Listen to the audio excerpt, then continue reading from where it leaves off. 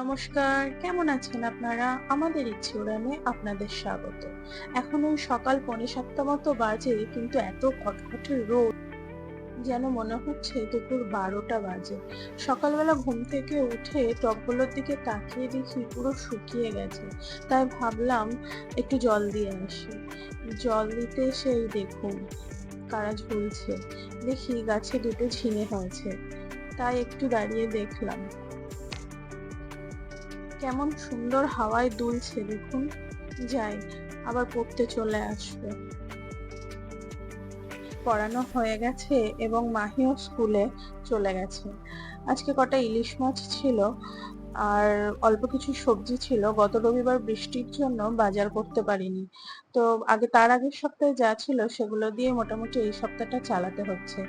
ভাবলাম ইলিশ মাছ দিয়ে আর চাল কুমড়ো দিয়ে রান্না করে দেখি কেমন হয়। এর আগে কখনো চাল কুমড়ো আর ইলিশ মাছ দিয়ে মাছের ঝোল খাইনি। যাই হোক, এটা করলাম, করার পরে দেখি বেশ ভালোই খেতে হয়েছিল। মসলা হিসেবে আমি কিছুই বিশেষ ব্যবহার করিনি।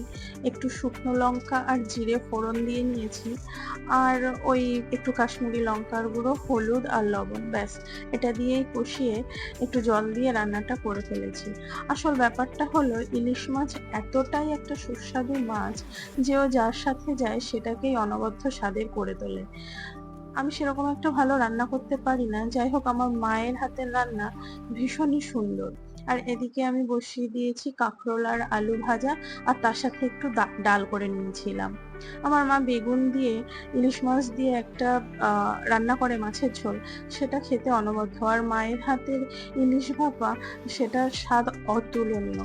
আর কলা দিয়ে একটা ইলিশ মাছ করে, সেটাও অনবদ্য।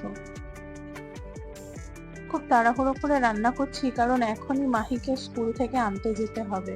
আসলে আগে ওর বাবা ওকে দিয়ে আসতো এবং নিয়ে আসতো, কিন্তু এখন কাজের জন্য ওকে একটু দূরে দূরে যেতে হচ্ছে বলে এখন ও যাওয়ার সময় ওকে স্কুলে নিয়ে যায়, কিন্তু আনাটা আমাকেই আনতে হয়। ওর স্কুল ছুটি হয় 1:30টার সময়, কিন্তু আমাকে 12:30টার সময় বেরোতে হয়। কারণ আমি যে জায়গাটাতে থাকি এখানকার যানবাহনের ব্যবস্থা খুবই খারাপ।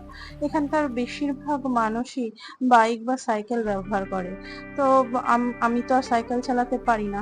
তো অটো বা টোটোর জন্য 5-10 মিনিট দাঁড়াবো, তারপরে যদি না পাই তাহলে পুরো রাস্তাটায় প্রায় 1.5 থেকে 1.25 কিলোমিটার রাস্তা আমাকে হেঁটেই যেতে হবে, কিছু করার নেই।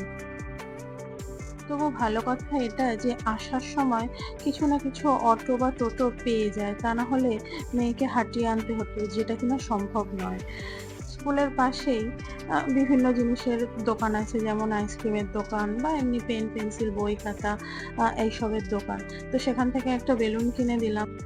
এটা নিয়েই খেলতে খেলতে ও বাড়ি পর্যন্ত চলে যাবে। হাঁটার কষ্টটা ওর আর মাথায় আসবে না। যাই হোক, আজকে এই পর্যন্তই। ভালো থাকবেন, সুস্থ থাকবেন, আশেপাশের মানুষকে ভালো রাখার চেষ্টা করবেন।